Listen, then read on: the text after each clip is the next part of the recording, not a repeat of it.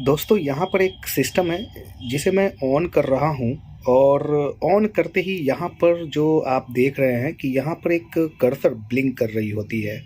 तो इसके बहुत सारे रीज़न हो सकते हैं, लेकिन मैं आपको बताता हूँ मेन रीज़न क्या होते हैं। मेन रीज़न आपके जो क्या कहते हैं, विंडोज़ की जो ऑपरेटिंग सिस्टम होते हैं, विंडोज़ 7 8 10 कोई भी सा भी अगर आप ऑपरेटिंग सिस्टम यूज कर रहे हैं तो ऑपरेटिंग सिस्टम की जो स्टार्टअप प्रॉब्लम है वो उसमें प्रॉब्लम आ जाती है। स्टार्टअप जो बूटिंग होती है उसमें प्रॉब्लम आ जाती है, जिसके कारण ये आपको कर्सर ब्लिंक करता हुआ दिखाई देता है और आपकी सिस्टम बूट नहीं हो पाती है। लेकिन कैसे आइडेंटिफाई करेंगे कि हमारा ऑपरेटिंग सिस्टम क्रैश हो गया है जिसके कारण से ये प्रॉब्लम आ रही है, या फिर हमारे जो जो सीपीयू होते हैं, जो हमारी डेस्कटॉप है उसमें कोई कंपोनेंट जो है शॉर्ट हो रही है, या बायोस की जो सेटिंग्स है उसमें कुछ प्रॉब्लम्स है उसके कारण ऐसा हो रही है। ये हम कैसे आइडेंटिफाई करेंगे? तो यहाँ पर जो आप सिस्टम देख रहे हैं जिसमें कर्सर ब्लिंक हो रही है, तो सबसे पहले आप अपने कीबोर्ड के नमलॉक बटन को प्रेस करें। नमलॉक बटन को प्रेस कर देखें कि ये सही रूप से चालू हो रही है, ऑन ऑफ हो रही है या नहीं हो रही है। तो यहाँ पर आप देख रहे हैं कि नमलॉक बटन ऑन ऑफ नहीं हो रही है, और साथ में अगर कंट्रोल अल्ट और डिलीट बटन अगर हम प्रेस करेंगे तो आपकी जो सिस्टम है वो रीस्टार्ट भी नहीं हो रही है। यानी आप यहाँ पर अंदाज़ा लगा सकते हैं कि आपकी जो सिस्टम है ये बिल्कुल यहाँ पर हैंग हो रखी है। यानी इनपुट आउटपुट डिवाइस से वो रिक्वेस्ट नहीं ले रही है, इनपुट डिवाइस से, खासकर यानी कीबोर्ड के रूप में। तो यहाँ पर आप देखिए कि ये जो कर्सर ब्लिंक हो रही है इसका मतलब कतई नहीं है कि ये हैंग हुई है।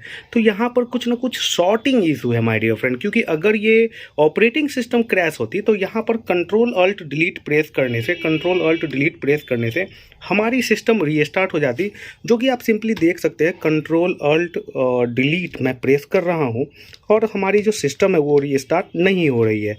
और साथ में ये नमलॉक बटन भी ऑन ऑफ नहीं हो रही है, या तो अगर ऑन है तो ऑन ही रहेगी, ऑफ है तो ऑफ ही रहेगी। यानी यहाँ पर सिंपली आप समझ जाएं कि आपके सिस्टम के अंदर जो केबल्स हैं वो शॉर्टिंग हो सकती है।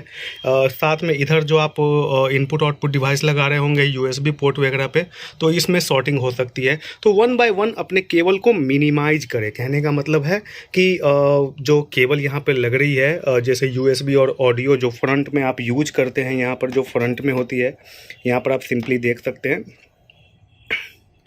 तो ये जो यूएसबी माइक और यूएसबी जो पोर्ट है इसकी जो यहाँ पर कॉन्फ़िगरेशन दी गई है, यहाँ पर ये वाली है यूएसबी वाली और ये है ऑडियो। तो इस वन बाय वन दोनों को हटाएं या दोनों को एक साथ हटाएं और सिस्टम को चालू कर देखें कि आपकी जो सिस्टम है वो स्टार्ट हो रही है या नहीं हो रही है। ये दोनों में प्रॉब्लम होने के कारण भी शॉर्टिंग हो जाती है, खासकर कभी कभी पुराने डेस्कटॉप वगैरह के ऊपर।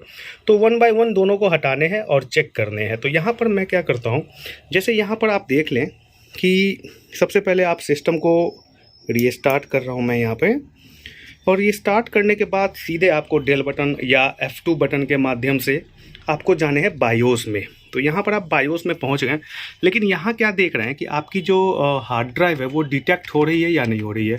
तो बायोस में जाने के बाद आपको चेक कर लेना है कि यस, आपकी जो हार्ड डिस्क है यहाँ पर डिटेक्ट हो रही है। और बूट जो प्रायोरिटीज़ है, हार्ड डिस्क ड्राइव की प्रायोरिटीज़ में अगर आप जाएंगे तो यहाँ पर ST मतलब सीगेट की जो हार्ड डिस्क है वो लगी हुई है, और सीगेट की हार्ड डिस्क टॉप पर सेट की हुई है। इसके बावजूद भी आपकी जो हार्ड डिस्क में ऑपरेटिंग सिस्टम है वो बूट नहीं कर पा रही है। मॉनिटर के ऊपर थोड़ी सी डस्ट है। चैनल को ज़रूर सब्सक्राइब कीजिएगा अगर आपको टेक्निकल कंटेंट पसंद है। इस तरह की कंप्यूटर से रिलेटेड ट्रबल शूटिंग वीडियोज़ देखने के लिए कंप्यूटेक्स लैब चैनल को ज़रूर सब्सक्राइब करें। और यहाँ पर आप देख रहे हैं कि हार्ड डिस्क यहाँ पर डिटेक्ट हो रही है बायोस में, और आपकी जो सिस्टम है वो स्टक हो जा रही है। यहाँ पर कर्सर पॉइंटर पे ब्लिंक कर रही है, खासकर आप देख सकते हैं कि जो कर्सर है वो ब्लिंक हो रही है। ओके, और यहाँ पर नमलॉक देखिए, इस बार जो नमलॉक है वो यहाँ पर ऑन ऑफ भी नहीं हो रही है। देखिए एक बार ऑफ हो गई, लेकिन इसके बाद ये ऑन ऑफ नहीं कर रही है। यहाँ पर आप कंट्रोल अल्ट और डिलीट के माध्यम से आपकी जो सिस्टम है वो रीस्टार्ट भी नहीं हो रही है। तो सिंपली आप समझ जाएं कि आपकी जो कॉन्फ़िगरेशन है सिस्टम के ऊपर उसमें कुछ प्रॉब्लम है। यानी हम क्या करेंगे, सिस्टम को ऑफ़ करेंगे, सिस्टम को ऑफ़ कर देते हैं। तो सिस्टम को ऑफ़ करने के लिए यहाँ पर पावर बटन को प्रेस करके रखेंगे थोड़ी देर के लिए, तो सिस्टम हमारी ऑफ़ हो गई है। और जो USB वाली है, सबसे पहले USB को मैं यहाँ से हटा लेता हूँ। ये आप सिंपली देख सकते हैं USB वाली यहाँ पर पोर्ट है। ओके, ऑडियो का मैं लगा रहना देता, यहाँ पर ऑडियो जो है वो लगे रहने देते हैं और सिस्टम को स्टार्ट करेंगे और चेक करेंगे कि हमारी जो सिस्टम है, हाँ, खासकर आप इस वाले पिन के ऊपर अगर आप USB को अटैच किए हैं तो दूसरी जो पिन होती है USB वाली, वहाँ पर भी आप इसका इस्तेमाल कर सकते हैं। अगर इसमें प्रॉब्लम नहीं होगी तो इसमें प्रॉब्लम होगी, और अगर इसमें प्रॉब्लम है तो इसको आप हटाकर इस्तेमाल करें अपने कंप्यूटर को। अगर इसमें प्रॉब्लम नहीं है, इसमें प्रॉब्लम है, तो दूसरे वाले जंपर का आप इस्तेमाल कर सकते हैं। ओके, तो चलिए फ़िलहाल मैं इसी पे शक जा रहा है कि हो सकती है कि इसमें शॉर्टिंग हो, तो फ्रंट USB की। तो अब हम कंप्यूटर को स्टार्ट करते हैं और यहाँ चेक करते हैं। सिंपली आप देख लें, यस, कंप्यूटर यहाँ पर स्टार्ट हो चुकी है। और अब आप देखिए मॉनिटर पर डस्ट है थोड़ी, और यहाँ पर आप सिंपली देख सकते हैं कि विंडोज़ 10 स्टार्ट हो गई है और नम लॉक बटन यहाँ पर अभी इस बूटअप के दौरान आपकी हैंग ये है हाल्ट पे है। ओके, लेकिन यहाँ देखिए विंडोज़ 10 बूट कर रही है। तो आपको क्या समझ में आया कि जो ऑपरेटिंग सिस्टम थी वो क्रैश नहीं थी। सम टाइम बहुत सारे ऐसी training video, trouble shooting video है जिसमें बताई जा रही है कि विंडोज़ ऑपरेटिंग सिस्टम क्रैश होने के वजह से केवल कर्सर आती है। तो नहीं माय डियर फ्रेंड, सबसे पहले आइडेंटिफाई करें विंडोज़ ऑपरेटिंग सिस्टम क्रैश हुई है या फिर आपके जो असेंबल कंप्यूटर हैं उसमें किसी प्रकार की शॉर्टिंग है। तो आपको यहाँ पर ध्यान देने की ज़रूरत है बिल्कुल।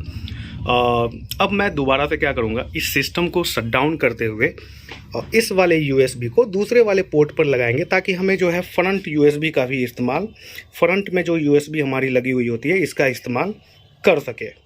ओके, तो चलिए इसको शट डाउन करते हैं। यहाँ पर देख सकते हैं सिस्टम जो है मैं शट डाउन करने जा रहा हूँ। सिस्टम को शट डाउन करने के बाद ही आप सिस्टम के अंदर जो है किसी भी तरह की छेड़छाड़ करें। तो यहाँ पर देखिए अब की बार सिस्टम शट डाउन हो रही है जब तक कि फ़ैन ना रुके। तो यहाँ पर आप देख लें सिस्टम यहाँ पर शट डाउन हो गई है। अब ये जो USB वाली, इससे ये पता चल गया कि जो हमारी ऑडियो है अब इसे निकालने की ज़रूरत नहीं है, क्योंकि ऑडियो के अटैच रहने के बावजूद भी हमारी सिस्टम स्टार्ट हुई है। तो अब हमें इसे निकालने की ज़रूरत नहीं है। अगर आपकी सिस्टम तब भी स्टार्ट नहीं हो रही तो इस दोनों को निकाल के आप एक बार चेक करें। ओके, तो चलिए इस वाली USB को अब मैं लगा रहा हूँ इस वाले पोर्ट पे।